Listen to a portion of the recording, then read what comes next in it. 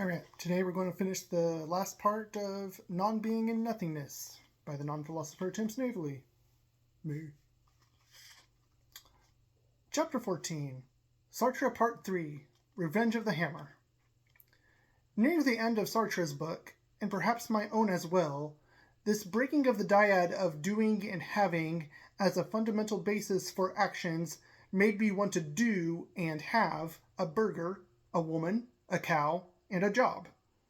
I see what he was saying, as doing includes actions from a self, and having includes actions concerning others, and all other actions are characterized by their negation of not doing and not having. Whether these actions of doing or having are coherent with reality or not is still up for debate, which I intend to do here. Is anything in this world capable of being had as a possession, or is possession an emergent property of spatial-temporal proximity of equipment being ready to handle as equipment? Being capable of manipulating other objects as your will tells it to move is what it means to be having, as far as I can tell. And could this not negate the need for having at all? If I have a woman, doesn't this mean I tell her what she could and should be doing? I would be doing my authoritative duty to command. I would be doing my authoritative duty of commanding, and the woman, if she complies, would be doing what I said.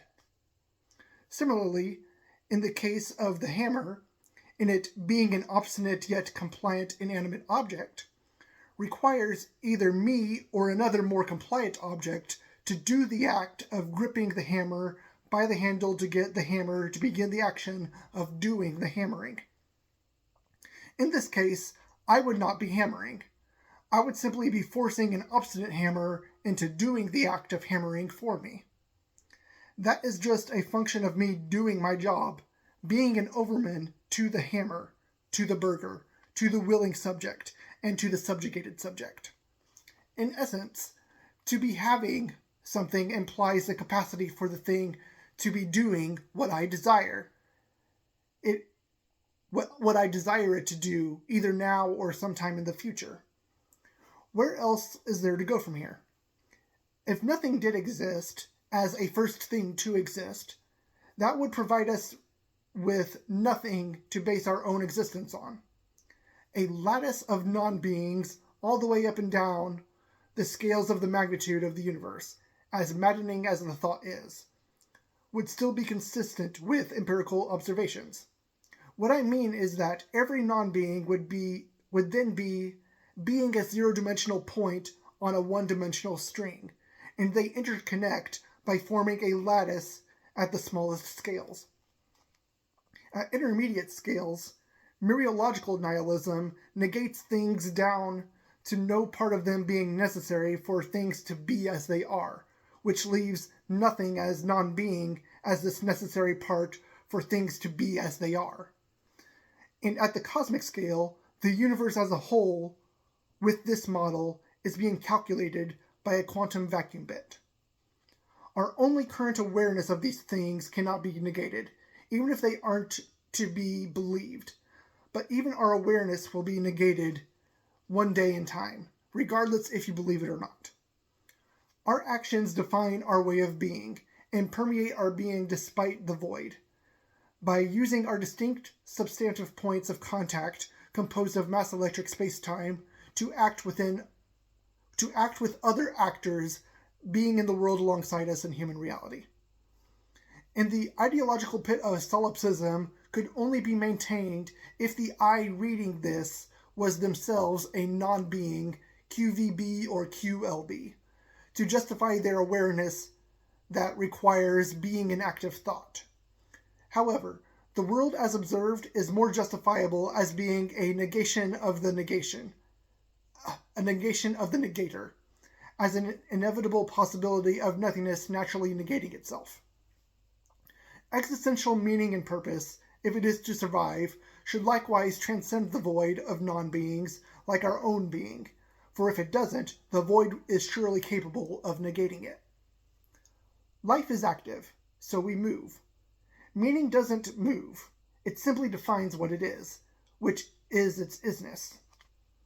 Purpose as meaning should motivate us to action, to define what it means to live.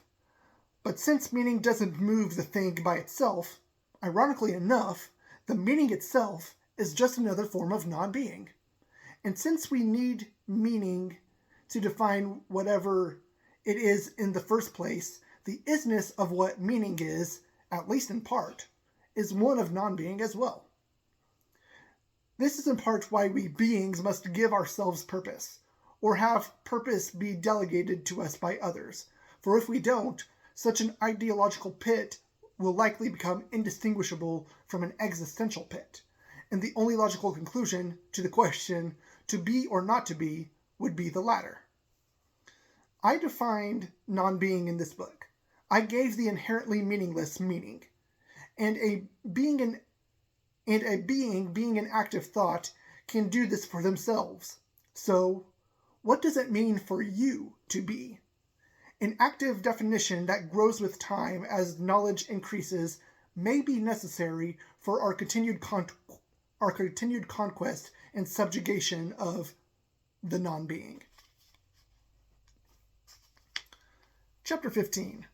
The Non-Axiom's Philological Structure. In addition, as I promised I'd do earlier, I need to point out one more error of Kant's, which I'd like to disagree with in particular, even if it does hold to reason as it is. He said, philosophy, therefore, is without axioms, and can never put forward its a priori principle with absolute authority, but must first consent to justify its claims by thorough deduction. Axioms are imaginary, but their construction and connections can and should be able to reflect the things which are in question by their isness. Yet still, to begin stating such a proposition, there is but one axiom in philosophy from which the rest of philosophy may rest, and that is the non-axiom. It states nothing in particular, but it states this nothing with absolute authority. To presuppose nothing is as close to a presuppositionalist axiom that philosophy, as an art of reflection, can grasp, with as much or more certainty and authority than I am being holds.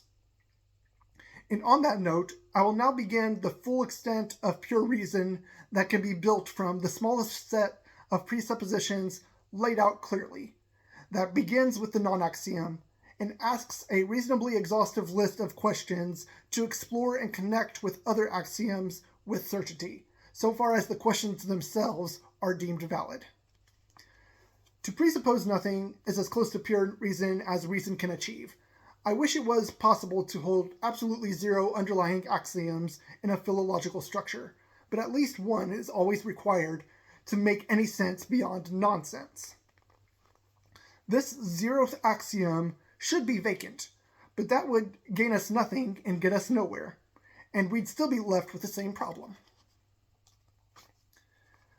Beyond nothing being presupposed, I will take the liberty to allow what I call pure reason to take me as far as possible, and ignore any nonsensical negations that could arise, like zero is not zero written out.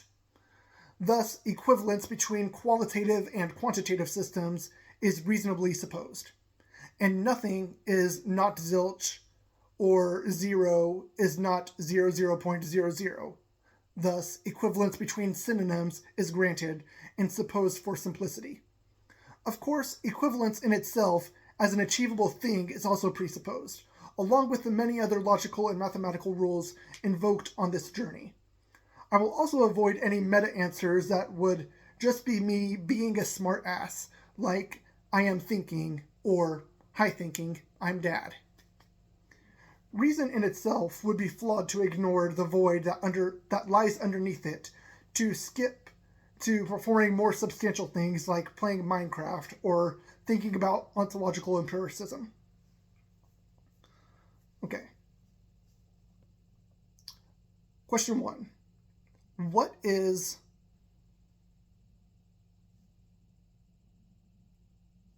I guess I'll just show it. It's a left bracket, empty space, right bracket.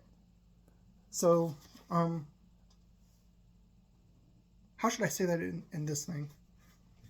Because I use it a lot. So I'll just say, instead of actually saying nothing like silence, I will say nothing so that it is easier for you to understand, but I will try to distinguish it from nothing as it's written out by saying it softly. What is nothing? First off, anything that is attempted to be identified, including nothing, could possibly be an error due to deception or a lack of awareness of what the identifying thing is. The annoying thing about this is if nothing is a deception for something substantive, we would still know no thing about what it is. That is, until the unveiling of the truth is disclosed. Plus, under the circumstance that nothing is not nothing, it would cease to be nothing and start being whatever it is. Not to mention that whatever truth is disclosed about whatever it is may itself be a deception that turns out to be nothing anyways. So far as nothing is nothing, as identified within the scope of pure reason, it truly is nothing. But the possibility of deception with concerns of identity is unavoidable as negations of what they are. Nothing.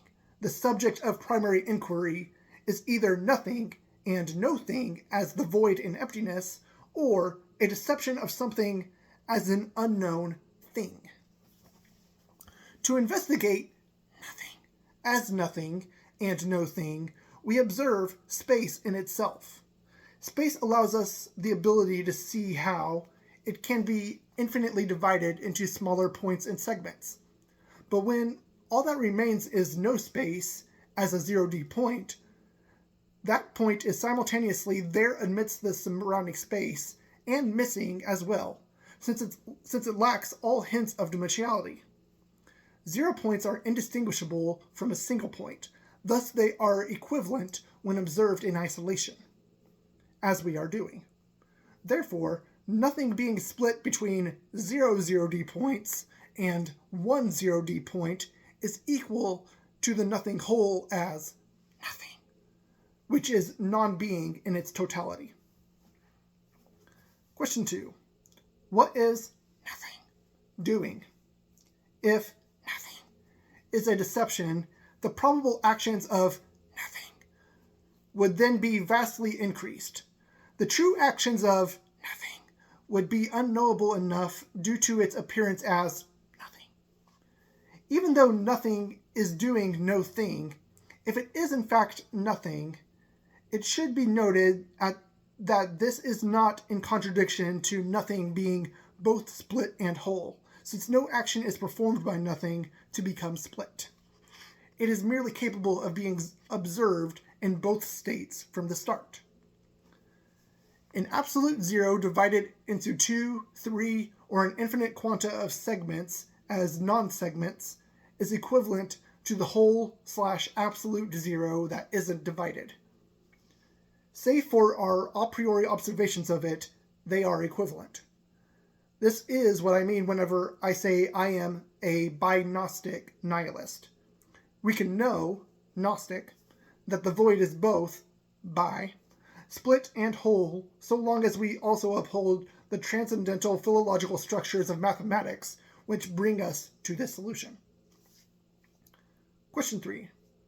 Who is nothing? It is nobody and nobody, a non-entity. Who, as a mode of inquiry, implies a consciousness, which, if transposed onto nothing, is an indeterminate presupposition. Thus, this line of thinking can go no further without an additional presupposition, which goes beyond pure reason. Question 4. How many nothings are there? If nothing is purely imaginary, there are 0. If nothing exists imprecisely as 0, there are infinitely many with this proof. For the function 0 divided by n, every non-zero integer, irrational, and complex number will provide a satisfactory 0 as the output. The empty set would then be filled with a whole lot of nothing, with an infinite number of ways of expressing the grand total of 0 things in the set. The ability to count nothing can transcend nothing as well, which would sound like 1 empty set, 2 empty sets, 3 empty sets, and so on. Also, 1 nothing gives us 1, and the splitting of nothing into nothing and nothing gives us 2. It's hard to avoid the nonsense that comes from asking this question, since its answer wholly depends on how exactly we count it. Likewise, if we are to attribute everything in the universe to a respective n in the function 0 divided by n, it can be seen to make even the proposition that everything is nothing sensible enough to not immediately dismiss as pure nonsense. Question 5. What is nothing not? Although we can ironically state nothing is nothing with certainty if and when it truly is nothing, we cannot state that everything is nothing with the same certainty. Intuitively, the answer to the question is everything and anything, the full set, the universe, and reality. But a presupposition would need to be added here in the same way that all identifying questions must presuppose. Either we presuppose everything is nothing to affirm the null hypothesis, which bets on the possibility of deception, or everything is not nothing to affirm substantive hypotheses, including the likely position of energy being the foundation of our being. Question 6. Where is nothing? Either nowhere, beyond, or within space as a 0D point that is everywhere. Although all three of these options can be concurrent without contradiction, they aren't necessary, so nothing may then be at none of those spaces. The nowhere option implies the possibility of nothing being a figment of my imagination. The 0D point being everywhere gives nothing the observed quality of being omnipresent, as an indeterminate possibility compared to being non-present in nowhere. Question 7. When is nothing? Either no when, before, after, or within time as a 0D point. Just like space, and really any dimensional clarification of nothing's isness, all four of these options can be correct without contradiction. They aren't necessary, and nothing may be at none of these times. The possibility of no when implies the possibility of nothing being a figment of my imagination as well. The nothing as a 0D point being beyond the constraints of time can give this nothing the observed quality of being every when, omnitemporal and eternal as an indeterminate possibility compared to nothing being only immobile in no when. Question 8.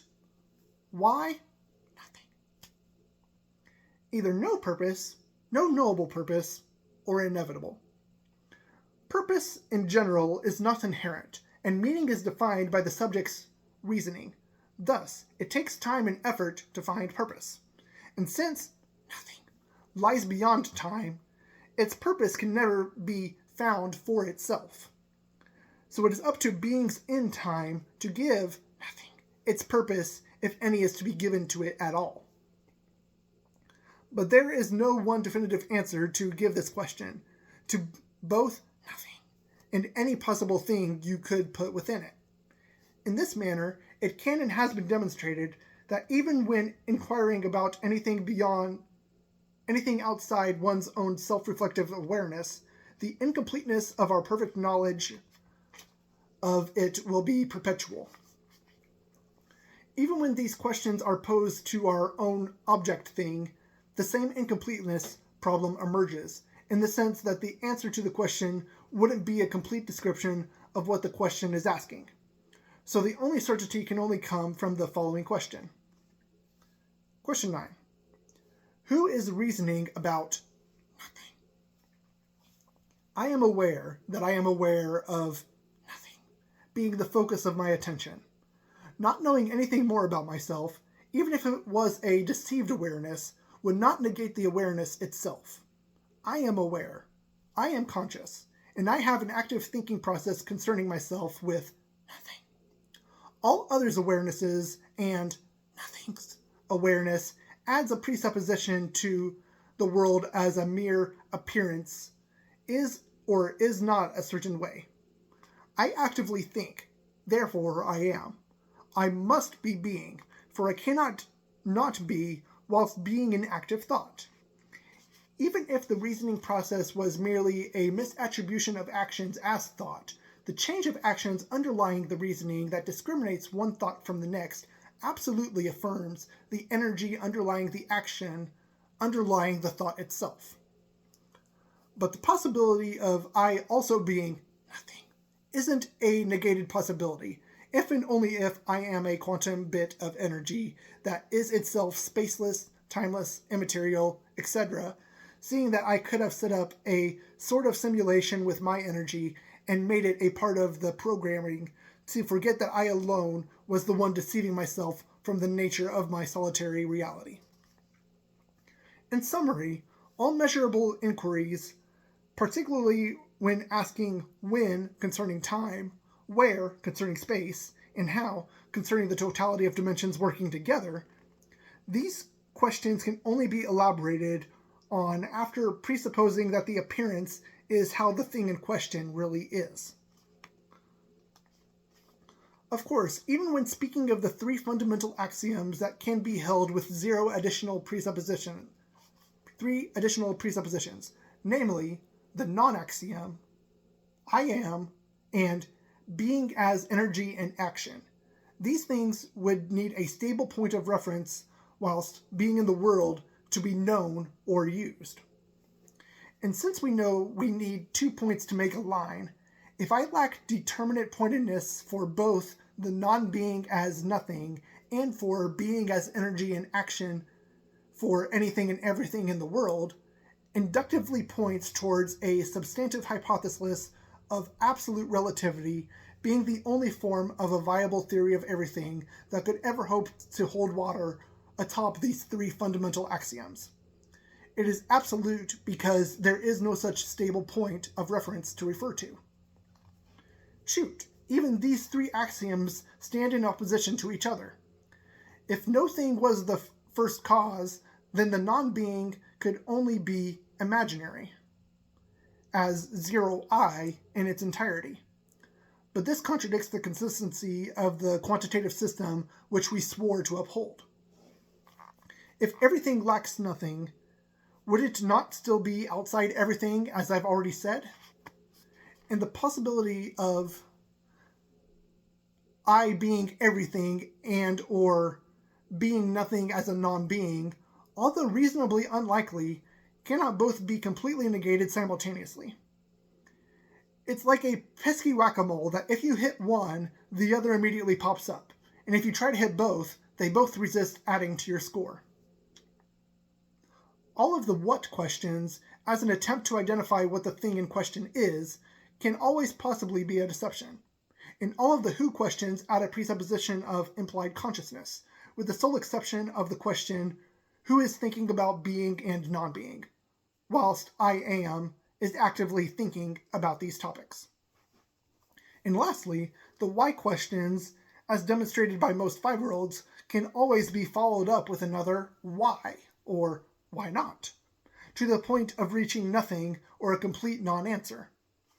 Since meaning, as a definition, cannot be fully reached without appeals to some standardized dimension of being, any attempt to achieve meaning, capital M, will be left either existentially futile, nihilistically empty, paradoxically absurd, or under the guise of a deception.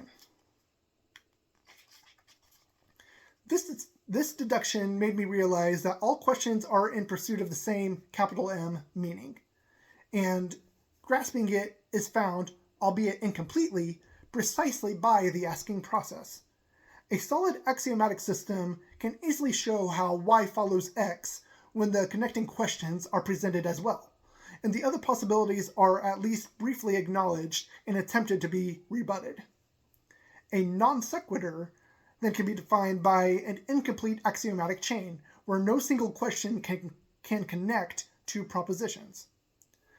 The set of propositional axioms before leading to a desired united conclusion to hold a solid argument should lead to a single outcome as well, and if it doesn't, another propositional axiom is required.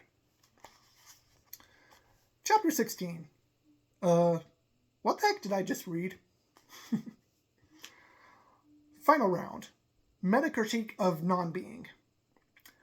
Let's investigate a consistent scale for viewing how non-beings fill up all of space. Building up the smallest bits of energy needed to be a part of the world, 0D non-being looking like a point, and a 1D of non-beings looking like a string of points. If more non-beings were placed in a 2D grid, it would be most efficiently spaced as an equilateral triangle of points connecting three non-perpendicular strings of lines to comprise the 2D grid. As I continue to think about this problem, a paradox of infinite divisibility arises. The question goes, how many 0D points can surround a 0D point? In 1D space, the answer is obviously 2. But in 2 dimensions, the connection between the point and every other point would create another 0D point infinitesimally adjacent to the previous, creating an entire circle's worth of points surrounding the central point, making the answer infinite. But when the point is treated as an existent circle in the first place, the answer is 6 for 2D and 12 for 3D, with the point being an existent sphere. Upon even further deduction, the stable six-string grid for 3D space connecting every point to the adjacent points would still leave us with gaps smaller than the points in between where smaller points could fit. So this empty space between the strings should be accounted for to solve the paradox that would actually allow an infinite amount of strings to relationally connect every within-universe point of contact to every other. Because if this space isn't accounted for, there would be nothing holding the strings in place to form a consistent natural structure, nor would there be any reason for both smaller string structures in total and other completely separated string structures to be intertwined within these empty spaces. I admit that if space is empty, things can still flow through the world. But then what would stop things, such as light, from leaving the world? That would make the space require a string barrier to not leak energy, which, as far as the world is concerned, is indistinguishable from annihilating it. God and nothing could fill these literal and physical gaps, but if there is a completely natural explanation without paradoxes arising, such a substantial string theory would be perpetually incomplete. The strings of non-existent non-beings can both take the universe and say that the structure within is all we care of explaining, with the simultaneous acknowledgement that there is no thing preventing the universe being a point within another universe infinitum, as well as the points and their respective gaps from within our universe contain even smaller non-beings that fill in those gaps infinitum. That was a long sentence. But that is some absurd, non-natural, non-falsifiable nonsense, not fitting for a theory of everything that is not nothing. Should I continue with these madness-inducing visions of circles within the gaps of other packed grids of other circles? The zoom out reminds me that I am null. I am zero. The zoom in reminds me that from this perspective of an infinitesimal being, I am an infinite somethingness. I am infinity. The makeup of the fundamental nothingness being circular or spherical may be an error, however. Circles and spheres and waves and ellipses appear everywhere in nature, but the fundamental dimensions as they are could be square-like or cube-like to end the need for the physical gaps, at least to be filled. Although salts form a cube-like structure, the atoms that comprise the corners of the cube are never, for one, absolutely still, and two, perfectly linear with regards to the edges of the electron clouds being spherical rather than cubed. But the conclusion still leaves us with a logical gap in needing to be resolved. Not really, I'm just doing this as my preferred method of meta-negating non-being and nothingness. If the non-being 0D point is a cube, from whence cometh circles? For imagination's sake, could the space of one Planck length cubed be comprised of a 100 block radius approximate sphere made from Minecraft-like blocks standing in for the cubical non-being? Would it be nonsensical to state the obvious fact that nothing can be both a sphere and a cube? At the granular scale, a non-being is spherical, and at the tiniest of pure dimensional scales, it is cubical, if for no other purpose than to begin making sense of it all again.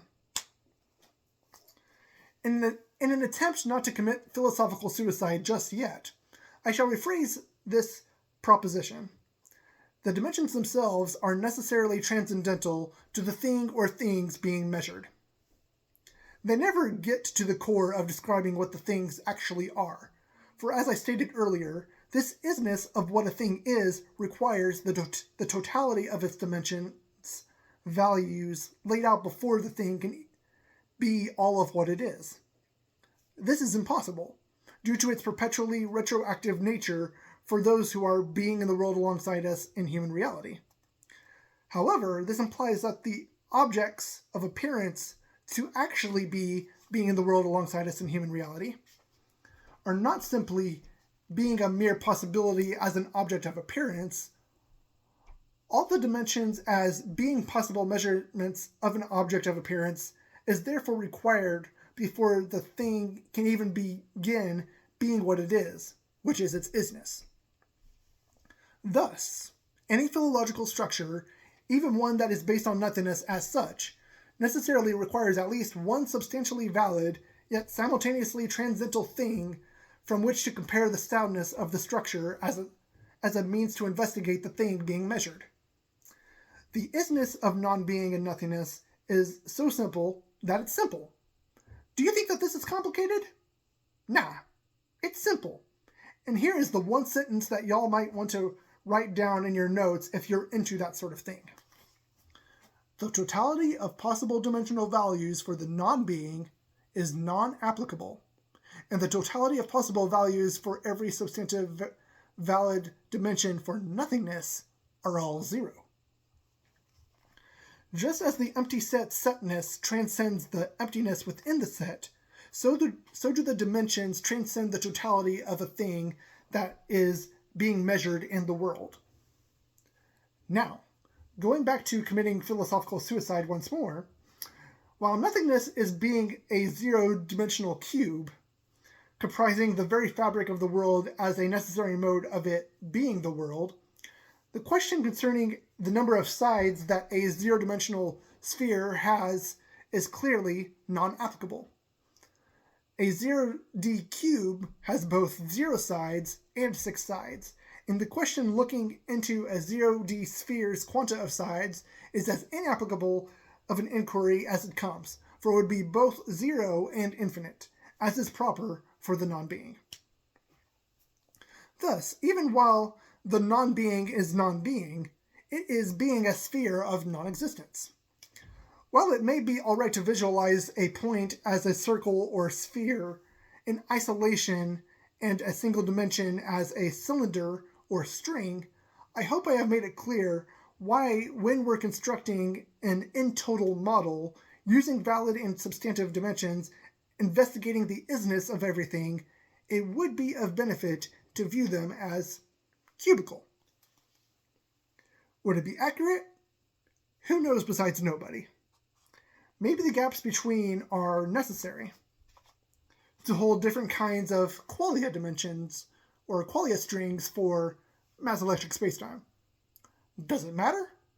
Only a determinist dead set on actually predicting and explaining everything should think it does, because that level of precision of empiricism appears to violate Heisenberg's uncertainty principle and would require, I hypothesize, more energy than what the universe contains to compute.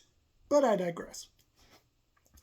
There is freedom within the gaps, and I also fear that having the perfect knowledge that would come with genuinely or falsely knowing everything that will physically happen would not bode well for the human psyche. Catatonia and physical disequilibrium might even result if the existential anxiety of simply thinking you know what is going to happen next is high enough. This last chapter may not have been necessary.